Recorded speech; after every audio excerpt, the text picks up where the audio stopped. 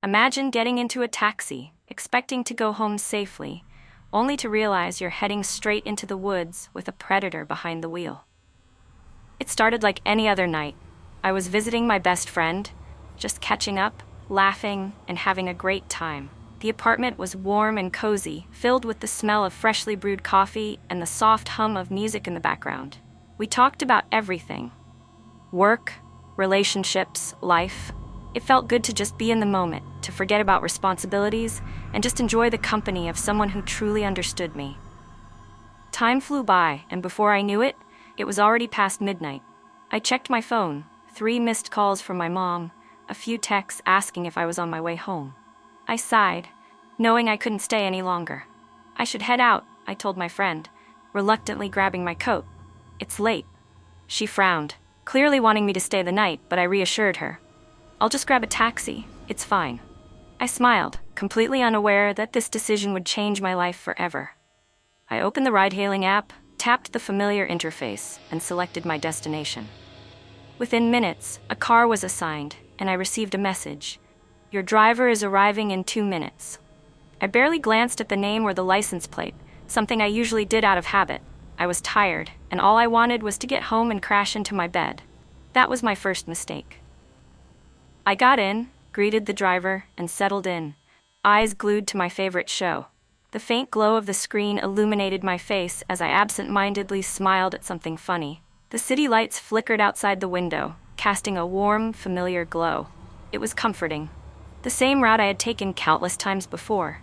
I let myself relax, but then I noticed something odd. The lights were disappearing, one by one.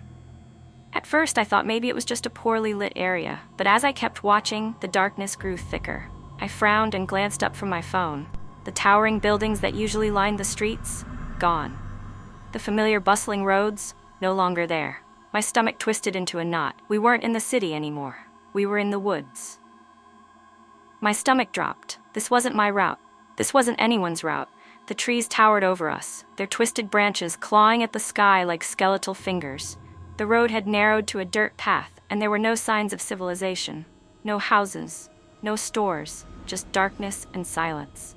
I swallowed hard and forced my voice to stay calm. Hey, I think we took a wrong turn, I said, my fingers tightening around my phone. Silence. The driver didn't even flinch. My heartbeat pounded in my ears. Then, without warning, the car rolled to a stop. A heavy, eerie silence settled around us. I heard the click of the ignition shutting off. My breath caught in my throat. The driver didn't speak. He simply got out. And as the door shut behind him, I heard it, the unmistakable sound of the locks clicking into place. He had locked me inside. I had one chance. I pressed my back against the seat, my muscles coiled like a spring. The second he opened the door, I threw my entire weight forward, slamming it into him with everything I had. He stumbled back, cursing. And then I ran. I ran like my life depended on it, because it did. Branches slapped my face, my lungs burned, but I didn't stop until I saw the bright lights of a gas station. I burst through the doors, barely able to speak.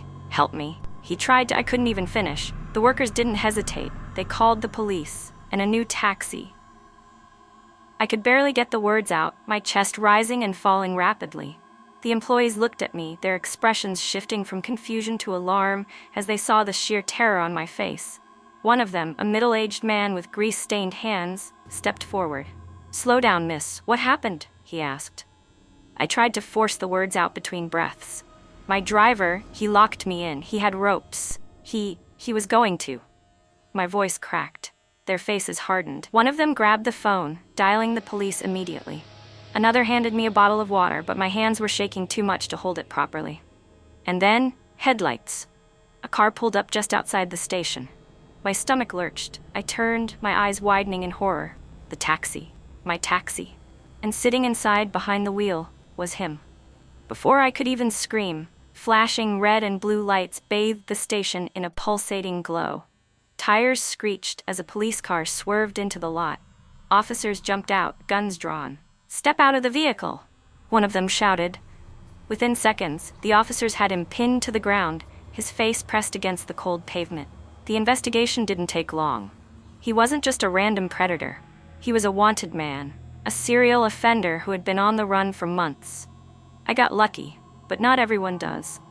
So please, trust your instincts, share your rides, and never let your guard down, because you never know who's really behind the wheel. Well, that's my story, guys. If you enjoyed the video, don't forget to hit that like button and subscribe to the channel so you never miss another crazy story.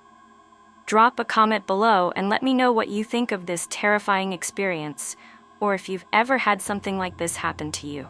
Stay safe out there, and remember, the world is full of surprises.